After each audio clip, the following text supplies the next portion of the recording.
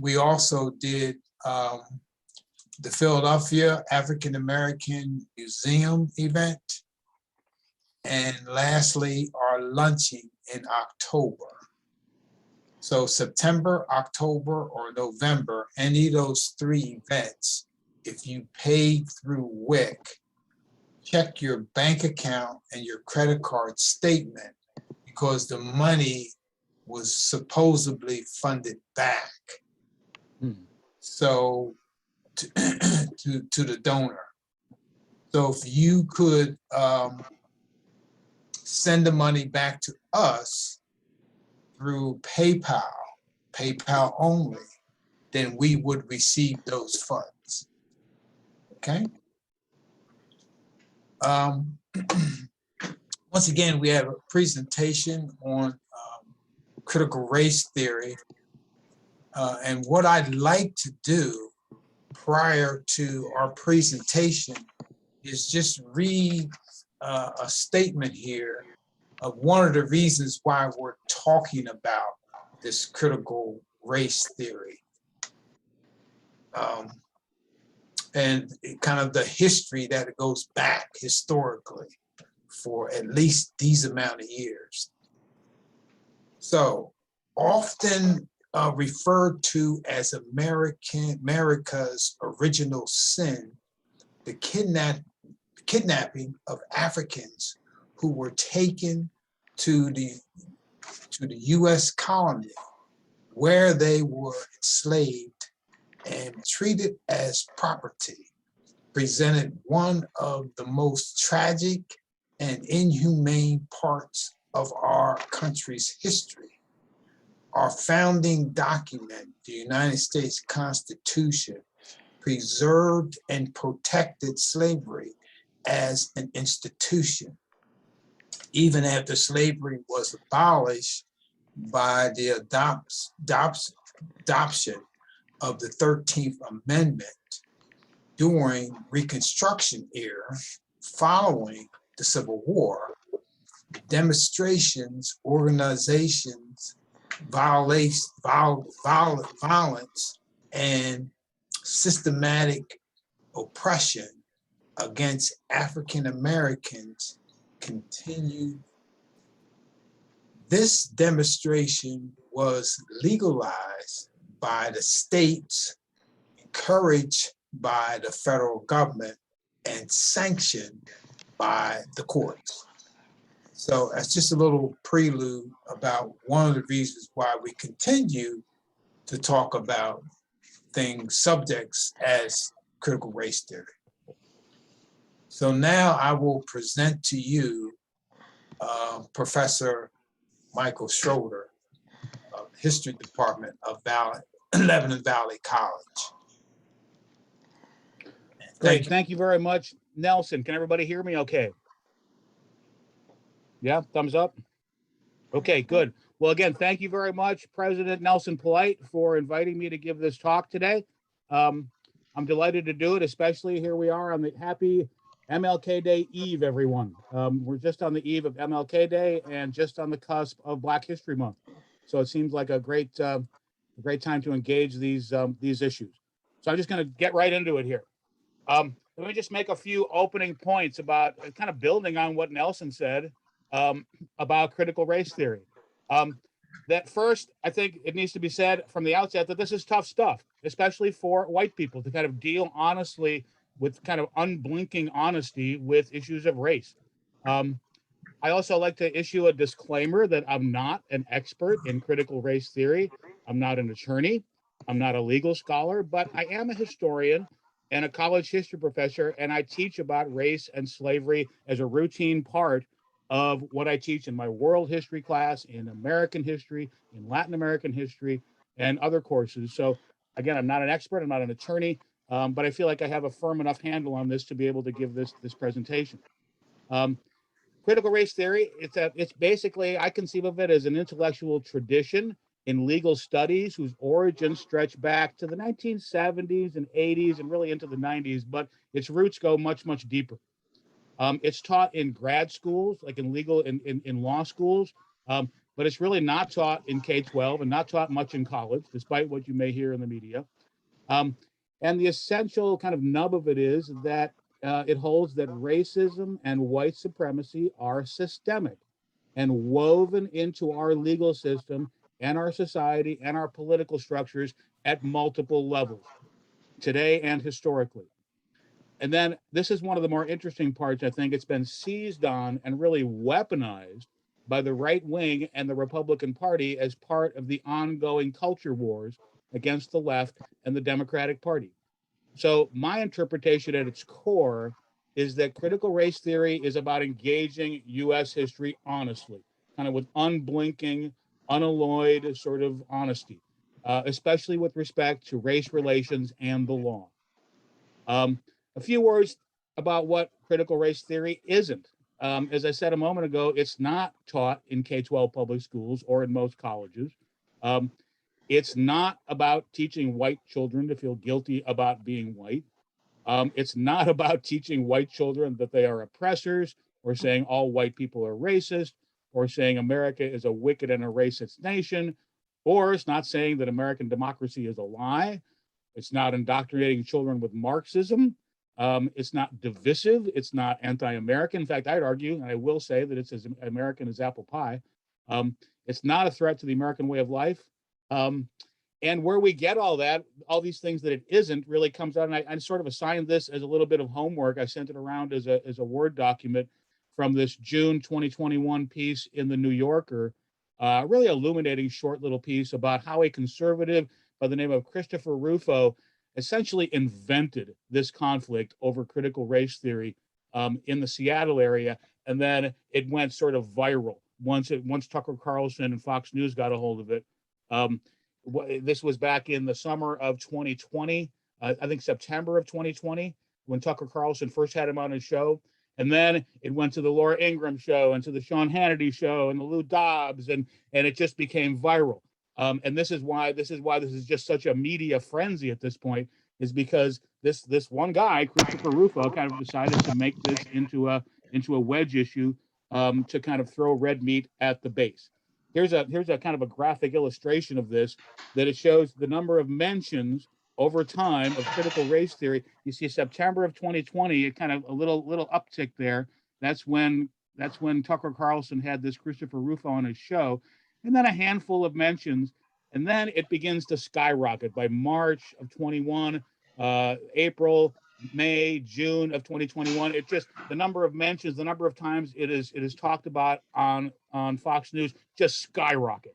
And so it's this, again, kind of this media frenzy, and it just becomes this insane sort of narrative of they're teaching our children, our white children, to feel guilty about being white and that they're oppressors and all these things.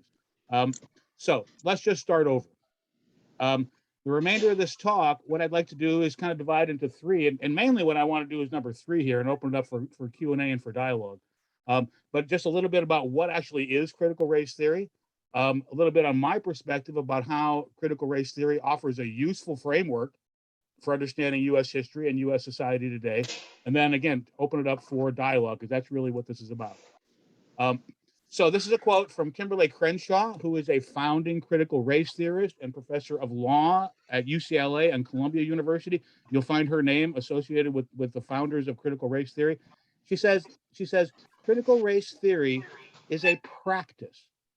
It's an approach to grappling with a history of white supremacy that rejects the belief that what's in the past is in the past, and that the laws and systems that grow from that past are detached from it.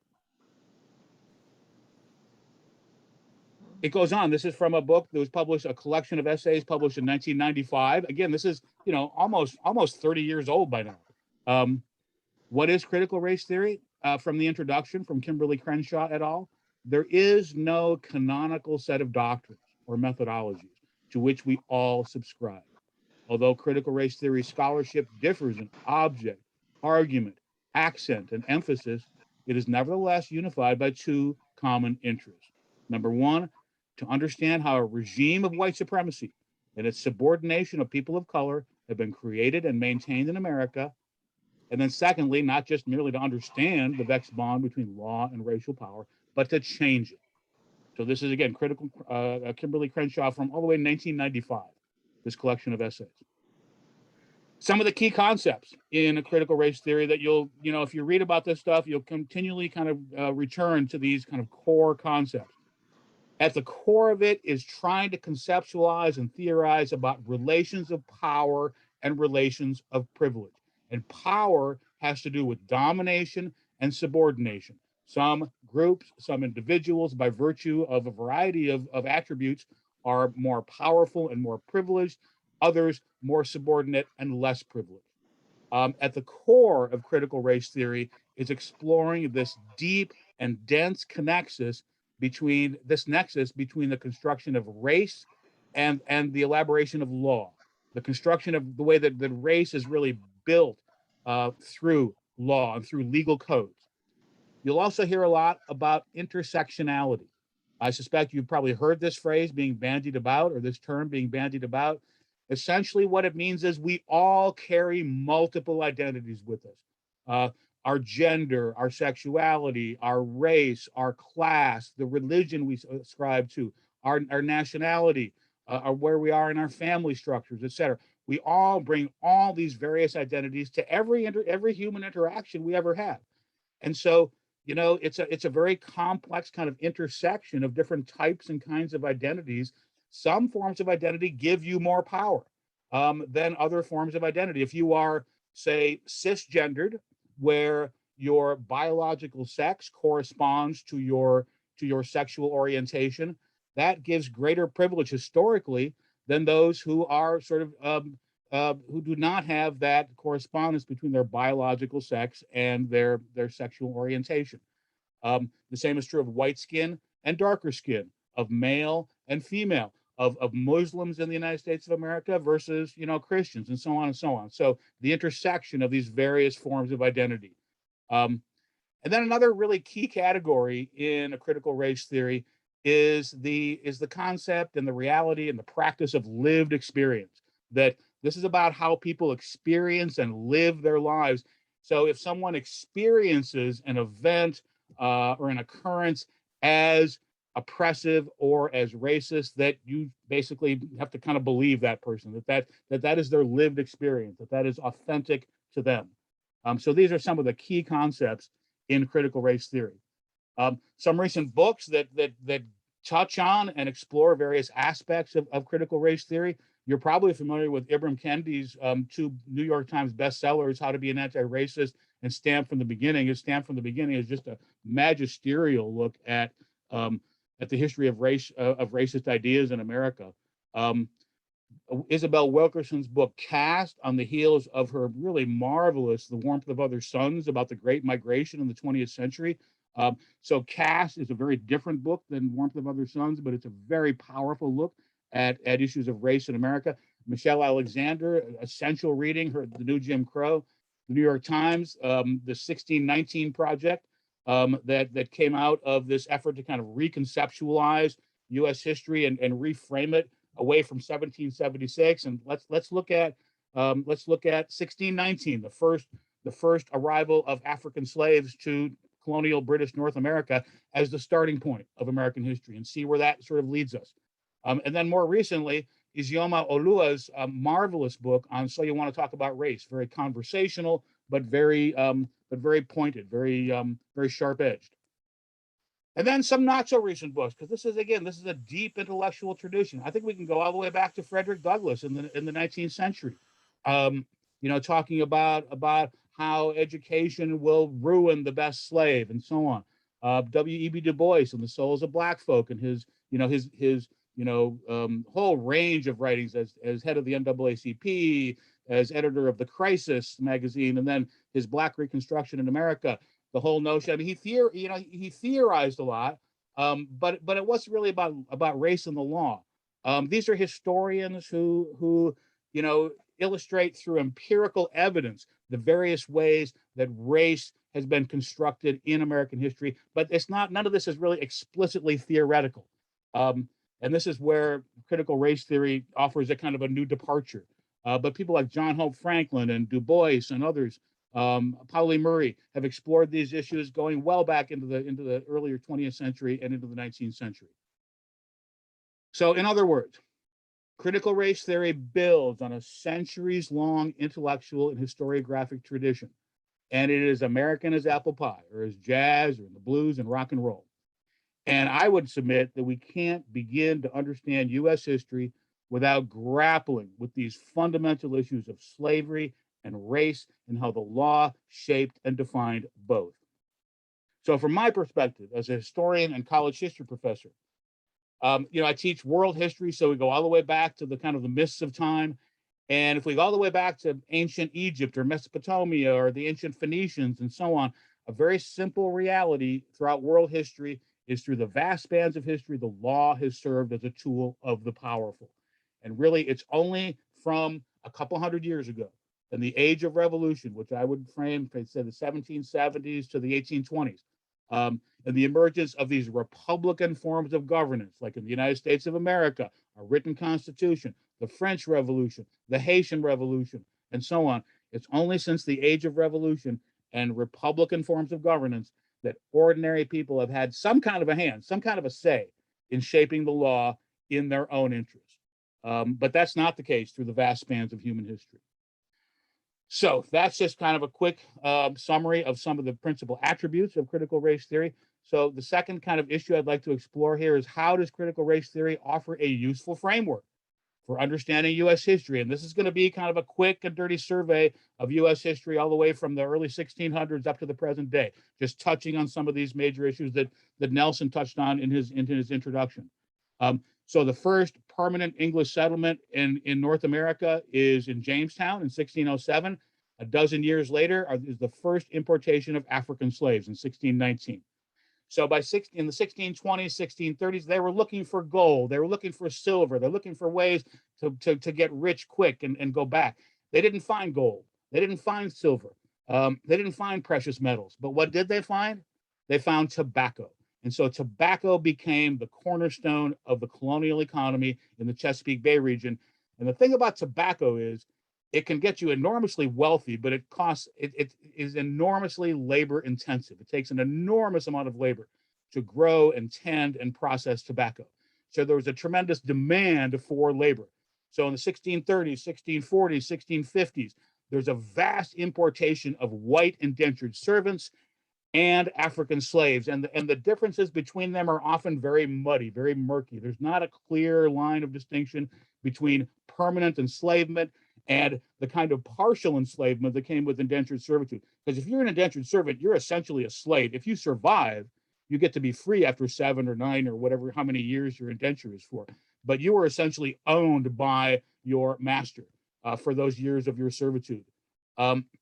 And so this went on through much of the 17th century, and then in 1676 comes a signal moment in the history of American race relations, and that's Bacon's Rebellion, where Nathaniel Bacon is a wealthy planter, and he's upset about the Governor Berkeley. He thinks is treating indigenous people, Indians, too fairly, and so he puts together an army of poor whites and poor blacks, and marches on Jamestown and burns Jamestown to the ground, and has this big uprising in 1676. And this is the worst nightmare of the colonial elite come true. These merchants and planters, they're looking out and they're seeing these poor whites and these poor blacks forming a multiracial alliance and marching together in their own common economic interest. And this is a nightmare to them. And so in the aftermath of Bacon's Rebellion, again, this is a much longer sort of history here. In the aftermath of Bacon's Rebellion, the colonial Virginia Assembly, the House of Burgesses, passed a whole series of laws that codified racial categories and crystallizes these racial categories. There's essentially 3 races that they create through law: whites, Negroes, and Indians. And they each have different rights, different access to property, different inheritance rights, different rights before the law. And so this is the beginning of the sort of the codification in law of these different racial categories. And it needs to be emphasized, I think, that this is unique in the history of the world, right? The kind of racialized slavery that is emerging in colonial British North America is unique. There had been slavery, of course, back ancient Egypt, ancient Greece, and Rome, and so on. There had been slavery, in ancient Africa and so on, there had been slavery around in many parts of the world, but it had never been explicitly racialized, right? Where one particular racial category that is recognizable by their by looks, by their phenotype, is marked with the stigma of being permanently enslaved. So this is unique in the history of the world. And then because it's so successful, and because it's essentially it's the oldest sort of strategy in the playbook of the ruling class, to divide and rule, right? You divide poor people by race, create different racial categories. It's much more sort of possible to control and dominate folks. And so over the course of the next century, from the 1670s to the 1770s, up to the eve of the American Revolution, all the other colonies in British North America adopt various forms of this kind of racial categorization and codified into law, including Pennsylvania. And white indentured servitude becomes increasingly less important. It sort of fades away as whiteness becomes associated with freedom, and as blackness becomes associated with enslavement. And so other colonies adopt these legal categories, and that's in the run-up to the American Revolution. And then, of course, Thomas Jefferson, the American Revolution, pens these indelible words that we hold these truths to be self-evident, that all men are created equal and are endowed by their creator with certain inalienable rights, that among these are life, liberty, and pursuit of happiness. Actually, the first draft said property, life, liberty, and property. He changed it to pursuit of happiness. But of course, that didn't include large swaths of the population. It didn't include people of color, didn't include indigenous peoples, didn't include women. It included, in fact, only a fraction of the population. And much of the subsequent history of the United States of America, I would argue, is the struggle of subordinate groups to include themselves in that foundational promise of political equality for all. The struggle of women, the struggle of Black people, the struggle of indigenous peoples to include themselves in this sphere of rights, and of those who are endowed with equality. So going up to then through the American Revolutionary War, the U.S. Constitution emerges. The U.S. Constitution is a lot of things, but I think one fair way to characterize it is as a bundle of compromises over slavery. The whole thing is a bundle of compromises between North and South, and trying to balance various interests and so on. But some of the most prominent compromises over slavery, which is actually never mentioned by name, it's servitude and servants, but everyone knew what they were talking about. You all know about the 3/5 compromise, where enslaved peoples were counted as 3/5 of a person for the purpose of representation in the House of Representatives. They basically kicked the can down the road for 20 years on the transatlantic slave trade. What are we going to do about the transatlantic slave trade? Well, let's just not make a decision now. We'll figure that out in 20 years. There was a fugitive slave clause that required people to return slaves to their so-called owners. And then, of course, something that I think continues to bedevil this republic and may well be the end of us yet, which is this electoral college, which, as you know, we don't have direct election of our president. We have this kind of mediated, buffered process of the electoral college, which is essentially a compromise to slaveholders in the South primarily, as a way to augment and increase their power in electing a president. And we are still, as I say, kind of bedeviled by this. Last several elections, the popular vote is won by large numbers, and yet it all comes down to 500 some electoral votes. So then we get past the Constitution. By the 1790s, we get the invention of the cotton gin, which is actually invented originally, even though Eli Whitney got the patent, it was invented by a Black inventor.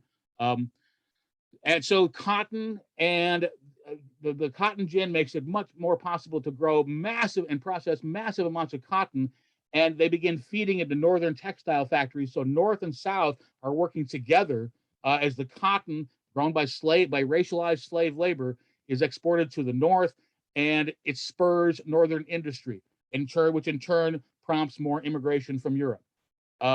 So this is like up to the 6 decades leading up to the Civil War. In the 6 antebellum decades, cotton becomes king. across across the U.S. South, expands all the way to Louisiana, into the rich fields of Texas, because cotton is very destructive of soils and so on. In 1808, the U.S. Congress bans the transatlantic slave trade on the heels of Great Britain doing it, but that just means that the internal slave trade becomes that much more augmented, that it becomes a very brisk trade in slaves within the United States, as the cotton regime is expanding to the west into Texas. And this is really the beginning also of the kind of institutionalization of U.S. law enforcement. Slave patrols were one of the principal original sort of law enforcement mechanisms in municipalities and counties and states, especially again across the U.S. South. So by the early, by the 1820s and 1830s, you get the rise of abolitionist sentiment becoming increasingly powerful.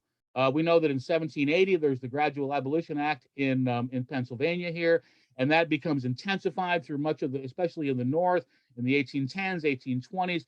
By the 1830s, you got William Lloyd Garrison and Frederick Douglass, and the anti-slavery societies are just really mushrooming. And along with that, slave power is consolidating in the U.S. South, and sides are getting increasingly sort of intense. Nation almost goes to war twice in the 19th century before the actual outbreak of the Civil War, with the Missouri Compromise of 1820. Like, are we going to let Missouri in? Is it going to be a slave state or a free state? With the nature of the U.S. Senate, there are 2 senators for every state, and so you have to maintain that balance in the Senate if you're going to have the sectional balance, the sectional dispute be balanced. And so the nation almost goes to war in 1820, and then Maine is admitted as a sort of a companion state to Missouri, and Civil War is averted. Then the United States is expanding west. It wages a war of conquest against Mexico, 1846 to 48. And so now the question is, and this is really what leads to the Civil War, it's not the existence of slavery that leads to the Civil War. It's the question of the expansion of slavery into these new territories that are conquered by the United States as they essentially seize the northern 2/5 of Mexico. Is California and Nevada and Arizona and so on, is all this going to be slave state or free state? And so the nation almost goes to war in 1850, but there's a compromise at the last minute. California is let in as a free state. There's all these different provisions. Won't get into the details, but one of the provisions is a beefed up fugitive slave law, which makes it possible for slave catchers now to go anywhere in the Union and seize any person of color, claim they are a slave, and drag them back down into the South into enslavement.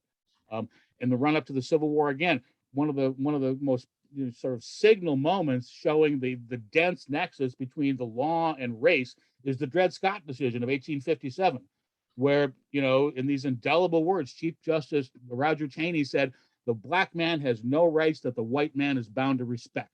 And this was it drove Frederick Douglass. He was beside himself with grief and anguish over this Dred Scott decision of 1857. And so that is kind of the lead up to the U.S. Civil War. Just as kind of an aside here, this appeared in the Washington Post just a week ago yesterday, or tomorrow. More than 1,700 congressmen once enslaved black people. And this is who they were and how they shaped the nation. This huge interactive database that the Washington Post reporters put together, where they actually list all 1,700 congressmen and how they go through time. It's an extraordinary story, but it kind of feeds into this exact narrative that I'm kind of laying out here. Here's a graph showing from the very first Congress, every single Congress into the 20th century, the percentage of lawmakers who enslaved black people, beginning with the very first Congress. You can see the first, dozen or so Congresses, more than half the lawmakers owned slaves. So again, the nexus between race and the law is just really dense, and all you need to do is open your eyes to sort of look at it, to see it. So moving on into Reconstruction, we have the 13th, 14th, and 15th Amendment. Nelson mentioned the 13th Amendment.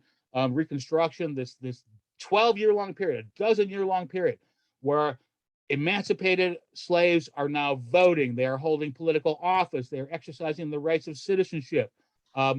As the Union Army is in the South, kind of forcing this down the throats of the defeated Confederacy until 1877. In 1877 comes the Compromise of 1877. It's complicated, but essentially U.S. troops withdraw from the South, and the South essentially goes back to what it was almost. It's the era of redemption, where, you know, the saying is the Union won the Civil War but lost the peace. As Jim Crow descends upon the South by the 1880s, 1870s, and 1880s.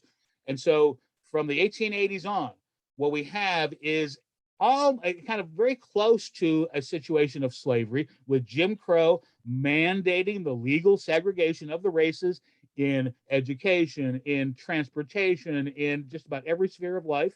Sharecropping emerges as the principal sort of land-labor relationship. Instead of 40 acres and a mule, that promise was dashed, and now you need to work for the former master, who will lend you the tools and lend you the land and so on, and they go increasingly into debt.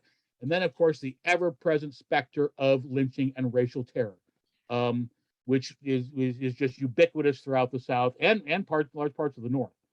And that becomes codified in law by the Supreme Court in 1896 in the notorious Plessy v. Ferguson decision, which is the law of the land for the next 58 years, which the Supreme Court of the United States of America essentially authorizes and sanctions Jim Crow. Separate but equal is the law of the land. So moving into the 20th century comes World War I, the Great War, and as a result, the great migration of upwards of 500,000 African Americans from the South to northern industrial centers of St. Louis and Chicago and Detroit and Cleveland and elsewhere, escaping Jim Crow. Well, at least they thought they were escaping Jim Crow, escaping lynching, escaping sharecropping, only to encounter this violent white backlash as a result of moving into white neighborhoods and schools. East St. Louis in 1917, Chicago in 1919. We just commemorated the 100th anniversary of the Tulsa Race Massacre of 1921, where the Black Wall Street in Tulsa was basically wiped off the map, and many other urban white-led race riots that were invariably done in collusion and with the cooperation of the police and with white city officials. So now we're into the post-World War I and into the 20s and 30s. Jim Crow, sharecropping, lynching sort of dominates the South. And then comes World War II. And 1 million Black Americans go serve in the Pacific and European theaters, defeating tyranny abroad, defeating fascism abroad, and then coming home to Jim Crow. So now we're in the Cold War, right? The Soviet Union, the United States, and the United States of America is sort of framing itself as the leader of the free world. We are, the leader of the free world. We are against this godless communism. The communists want to oppress. Well, how sort of realistic is that, to project yourself as the leader of the free world when a substantial proportion of your own population is held in second-class citizenship and subjected to this kind of racial terror and so on? Plus, we have changes in the media. We have television now. And so Bull Connor and the police dogs and so on in Birmingham can be beamed into millions of living rooms. So it's a very different sort of circumstance after World War II.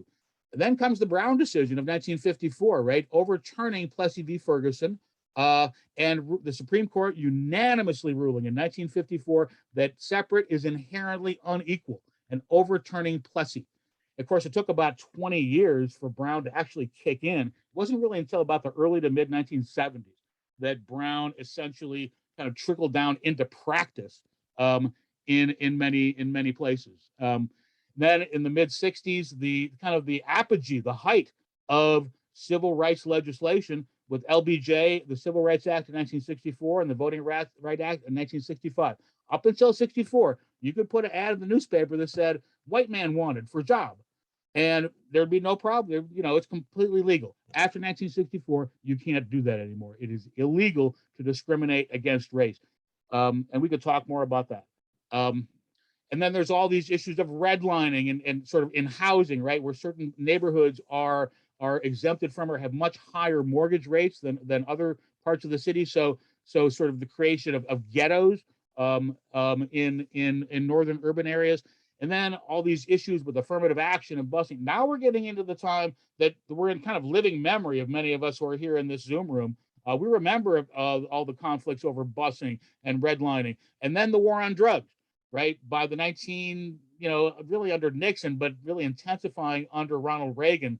and this is where Michelle Alexander really builds her argument of the new Jim Crow and the rise of the mass incarceration state, that in the wake of the Civil Rights Act of 1964, what emerges is a new way to kind of subordinate people of color and Black people in this country, which is the war on drugs, with this vastly differential sentencing guidelines for different types of drugs like crack cocaine versus powdered cocaine. Even though all racial groups, study after study shows that people generally use drugs at approximately the same sort of percentages, we have a vastly greater number of people of color in our criminal justice systems are caught up and being criminalized in the criminal justice system, despite these sort of claims of colorblindness. So now we get really into the 90s and up into the present, these enduring themes that continue up into the present day of racist police violence. There's still ongoing struggles about qualified immunity for the police, to being immune from from civil suits and so on, as if they're for their actions on the job, racist drug laws, racist law enforcement, and then going all the way up to Black Lives Matter, George Floyd, and the aftermath of George Floyd's murder. So, I know that's a very sort of breathless kind of summary of 400 years or so of American history, but I hope that offers kind of a suggestion that critical race theory, I would argue, offers a very useful framework for understanding American history. We can't begin to understand any aspect of our own history without taking into account these almost 2.5 centuries of racialized slavery and almost a century of formalized Jim Crow. And to my mind, all this should be taught in middle schools, should be taught in high schools, simplified, of course, for 5th and 6th and 7th and 8th graders and high schoolers. But the basic ideas, I think, should be baked into the curriculum. This is just part of our history. We need to come to terms with it. So, again, circling back to the beginning, this critical race theory controversy is invented and engineered by the right wing as a wedge issue to mobilize the base. To my mind, one of the best recent books that it never mentions the word critical race theory, doesn't do any theorizing at all. It's accessible, it's readable, it's funny in a lot of places, but it's still very sharp-edged. And that is Ijeoma Oluo's So You Want to Talk About Race. She's in Seattle and is really a dynamite writer. So a few concluding thoughts here. How we frame this is important. I mean, Nelson said in the very beginning here, framed this as original sin. I would actually object to that. I think that's not a very helpful framework, because original sin is something that can never be transcended. You can never get past original sin. It's always there. And to my mind, it also carries these kind of unduly religious and Christian connotations. I would rather frame it as a foundational contradiction or a crack in our foundation, because cracks in the foundation can be fixed. That freedom and slavery emerging together is part of the same process of social transformation. And that's what the 1619 Project from the New York Times is really trying to do, to my mind, with only partial success, and we can kind of talk about that. But this is the essential impetus behind the 1619 Project. I'd like to conclude with a quote from Isabel Wilkerson's book Caste, which I think she has this metaphor in the beginning of her book, which I think is just really powerful, and it's an easy way to kind of talk about this with people. She says, America is an old house. We can never declare the work over. If you live in an old house, the work is never over. Wind, flood, drought, and human upheavals batter a structure that is already fighting whatever flaws were left unattended in the original foundation. When you live in an old house, you may not want to go into the basement after a storm to see what the rains have wrought. Choose not to look, however, at your own peril. The owner of an old house knows that whatever you are ignoring will never go away. Whatever is lurking will fester, whether you choose to look or not. Ignorance is no protection from the consequences of inaction. Whatever you are wishing away will gnaw at you until you gather the courage to face what you would rather not see. You live in an old house, you don't ignore those cracks in the foundation. And then finally, actually, I'm going to end on this. There's one final reference. This appeared in the Washington Post just 2 days ago. A Brooklyn High School junior, Christiane Calixte, wrote an opinion piece. She's a junior. Take it from a high schooler who's actually learned about critical race theory. Adults need to chill. Here we go. When we discussed critical race theory in our short workshop, we were taught the basic premise of critical race theory, that the underlying cause of racism within our country is institutional oppression built into American government and law. Were we taught that all white people are nothing but racist bigots? No. That all white people should feel guilty about events in the past they could not control? No. To hate their white friends and teachers? Absolutely not. CRT does not promote the hatred of white people, nor does the acknowledgement of white privilege promote the hatred of white people. All people, regardless of race, can work together to dismantle the systems used to oppress minorities. White people are even encouraged to use their privilege to do so. And in many ways, that's what I see myself doing here today, is using my own white privilege to kind of talk about this stuff. Because I think it's, in some ways, it's easier for a white person to talk about this than for people of color. So in any case, I'd like to stop there and just kind of open it up. I know that was pretty breathless, and there was a lot of stuff, but so I'll just pause there, take a drink of water, and see what people think. Thank you much. All the things that he has spoken about from the beginning to the end. Bethel Church and Gibble Crayville and Hess, through the seminars that we have been having, have gone through the Constitution and our United States history, and the things that he has mentioned. It's all there. It's all there. People have to just take some time and dig in and look at the information, and then decide what they can do with it, and not be afraid. Yeah, Mike, can I say something? I just wanted to ask, what's your suggestions for dealing with our school boards? I watched the Palmyra School Board. I think I sent you some of the notes, but there was one person there who came up and said that a diversity committee is a way to control corrupt young minds through Marxism.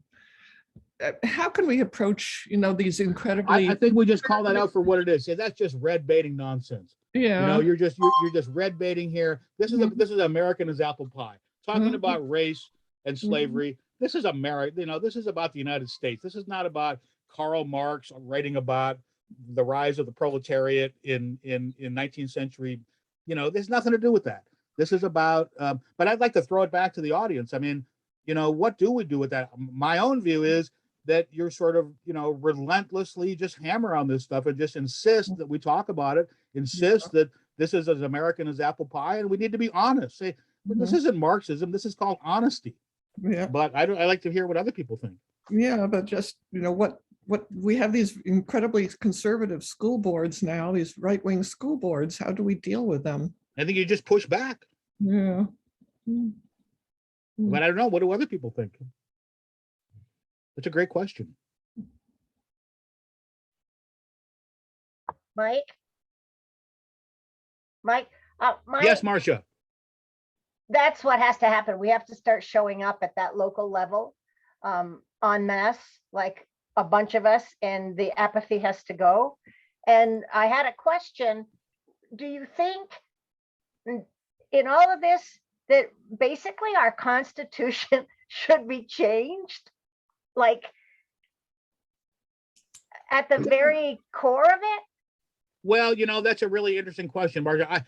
I would be afraid to go back because the forces of corporate America are so powerful, right? That I have a, my strong sense is they would just co-opt and take over this whole process, and we'd end up with a constitution that would be vastly inferior to the sort of, to the very flawed document we have today.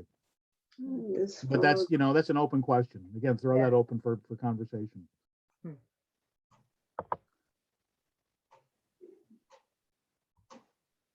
Somebody noted in the comments here that the Post story is in today's Harrisburg Patriot News about the 1,700 congressmen, lawmakers. So this stuff is kind of getting around, and I think it's good we're having these conversations. That maybe this will be an opportunity. The more we have these conversations, the more it becomes kind of demystified and easier to talk about. Maybe, I hope. Michael. Yes, Michael, David. Thanks very much for this, by the way. You covered so much territory very succinctly. It was a great overview. One thing that stuck out for me when you talked about, and I was not familiar with Kimberlee Crenshaw, but the observation that I had was that as she was describing sort of what it is and how we can to study it and understand it, I think, as I recall, the last phrase was not just to, to understand it, but to change it. And I think that's the rub for white supremacy. It would be one thing if people just knew about this and we're satisfied to not do anything about it. But it's incumbent upon us to do something about it. So that just stuck out for me. But there is one other question I guess I have in terms of resources, and that is, I think one of the most difficult things to explain to other white folks, if they're not at all familiar with this stuff, is the artificiality of race. And you talked about the historical foundations for the construction of race. And that seems like a piece that needs to be filled out for a lot of us. Is there a reference that you could share with us about that? Well, boy, I mean, that's a good question. The sort of the social construction of race has been talked about so broadly in academia that it's kind of just second nature by now. That race has no sort of biological, parallel. There's not a biological race. We can't, unlike the atlases you open up from like the late 19th century, you have three races, right? You have the Negroid race, and the Caucasoid race, and the Mongoloid race. And this is how, world geography was taught in the late 19th, early 20th centuries. And that has been all completely sort of blown apart, right? There's more there's more genetic diversity within sub-Saharan Africa than there is across much of the rest of the world. So, these racial categories of black and white and so on, they don't correspond to any sort of biological reality.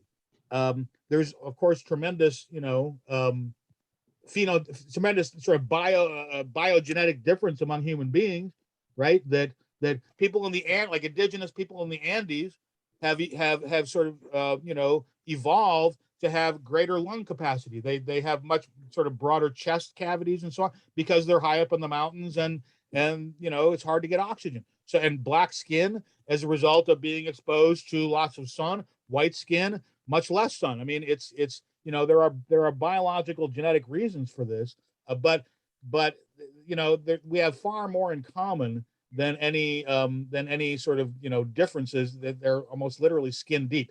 So are there any like simple, let me fish around for it, because there's got to be, I mean, it's so second nature by now to talk about race as a social construction, that I can't really think of like a foundational text that explores that, but I'd be happy to look around. I suspect it's second nature for somebody in academia. Right. But I mean, I think you get the sort of RCA dog look, like, huh? If you try to explain that to the general public. So that's why I'll be happy to try to dig something up and send it to Tana, and she can send it out to folks. Great.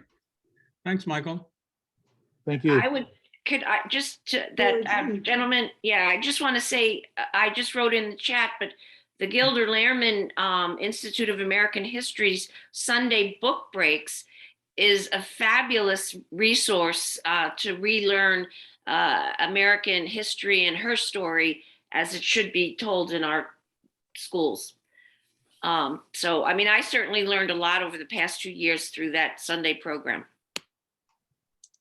Yeah, I agree. And another thing that taught me a lot was the power of illusion that was put on by the PBS series, and it speaks about race as a ill construct, that it was constructed, and that there's no reality to the concept of race. And that was on PBS, and there's a series, maybe 6 or 7 different videos And a lot of what Mike talked about today is a part of that series as well. Thank Say you, the Felicia. Good power to of see you. illusion.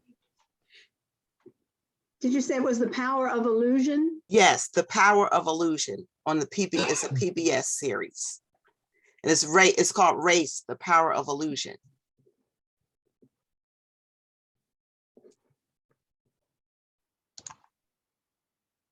Hey, Mike, thank you for your really good presentation. Really enlightening. Thank you, Randy. Appreciate that. I love to find out how much I don't know when someone shares like a lot of information like this. And one of the things I either never knew or forgot was the fact that the whole foundation of slavery was based on something as evil in this country as tobacco. I really had not pieced that together. That is so, I mean, if you really want to take perspective and take a reading of, you know, why we cannot continue to perpetuate this mythology of American exceptionalism, you know, country right or wrong. Oh my God, that's just so astounding. I would like to make one point about Bacon, and another thing I never knew. Bacon's Rebellion. I knew that name, but I didn't know any kind of details about it. And what's really interesting is Bacon, that guy from that what time period was he? Late 1600s? 1670.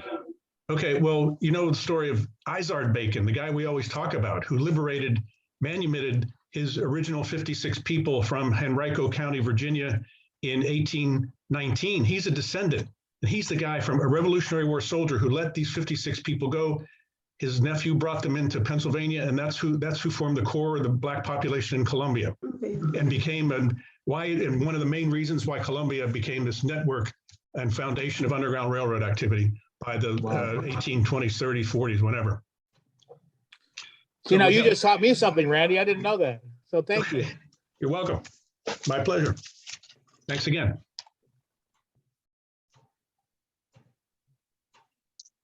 Hi, this is Barbara Mobarek here. Can you hear me okay? I don't know if I'm on or not. Yes. You're on. Oh, okay. Thank you.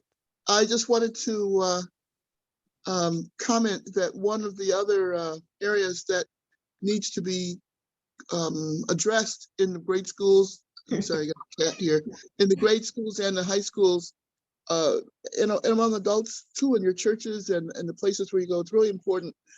I agree with you that it's very important that the articulate white people be able to talk to other white people about these elements, these nuances of the African-American experience. But there's one other thing. I remember my area of interest is really, really early American history. Everything, revolutionaries like wars, like late to me. I'm really concerned about everything from the settlements of the indigenous people all the way through to around the 1700s. And I remember years ago doing some stumbling across, I don't even know how it happened. I stumbled across something called the Prince Darshan Prince Powderhorn. I don't know if folks from Pennsylvania are familiar with this. Incredible story. It is a scrimshaw carved whalebone that was carved by an African whaler who was apparently on a whale ship maybe out of Boston or something, but his family settled in Pennsylvania. And his descendants are here still in Pennsylvania. I went up to a museum. I don't remember where it was because this was maybe 30 years ago, but I was so intrigued by this piece of artwork where the actual powder horn is, where this person is an African man who apparently was a free man. He had a skill, he was a whaler, and he also had a skill as an artist. It's the earliest piece of African-American art in the States, in the country. And I'll bet nobody in Pennsylvania knows that. I bet the kids don't even know that, you know? And, but these stories like this are incredible. And I also discovered another, which I did see someone comment on once, another text that was written, the story of a 18th century African man who was captured in slavery from the west coast of Africa, but he came to the Caribbean and then to the States, and he wrote about his experiences. I mean, he wrote in Arabic and then in English. And Who was teaching this guy how to read and write? Okay. And this was in the 1700s. Beautiful story. He traces his whole story all the way through his life. I think he eventually converted to Christianity, but he was basically an incredibly articulate, brilliant man. We don't hear those stories. The children and the adults need to hear these stories, and white people need to be pushing them as well and writing about them. And we need to be writing about them more often. Anyway, I really, this is a time for us to be making that contribution. Okay, we have time for one more question.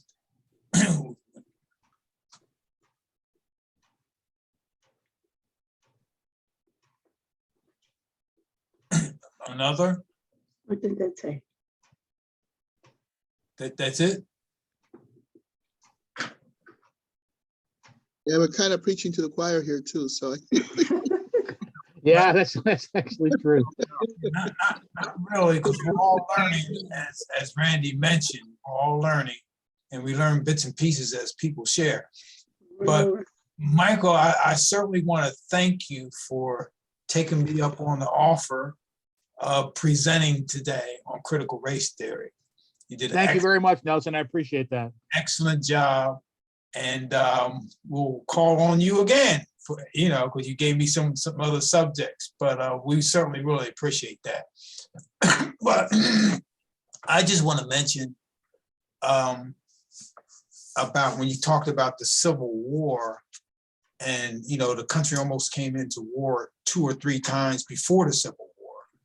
And I guess the last one before that was 1850, and then finally, in 1861. But about the expansion, and you mentioned about the expansion of the territories, yeah, and the argument about that.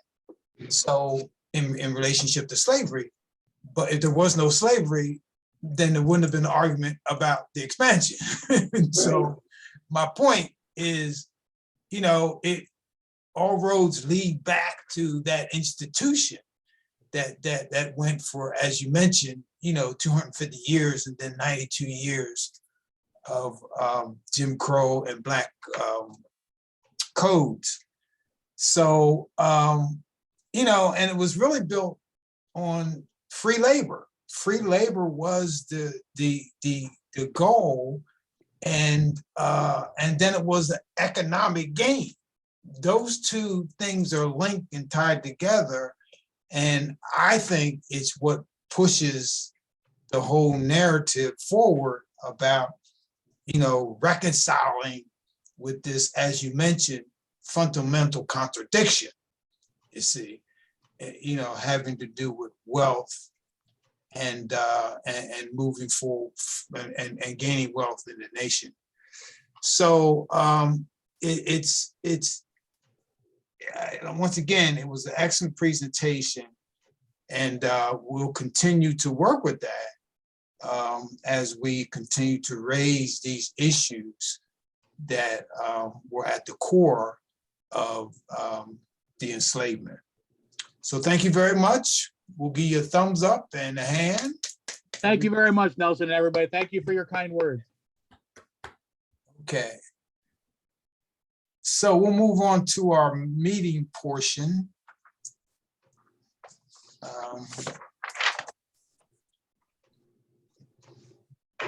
I have one quick question before we move on. I don't know if I can be heard at this time. Can you hear me? Yes. Okay. Yes. My question is, I missed Michael's talk because I forgot to tune in, and I feel very badly about it. I wondered if you had recorded the talk and that I could get access to it at another time. Yes, it certainly is recorded. Okay. And then we can make provisions to have you have access to that. Okay. And can I interject? I would suggest that they stop the recording now, unless you want to record the rest of the meeting. But if you don't usually record your meetings, then otherwise it would be like a 2-hour long video. Yeah, you're correct. Well, Tana, you're still there, right? Did she leave early?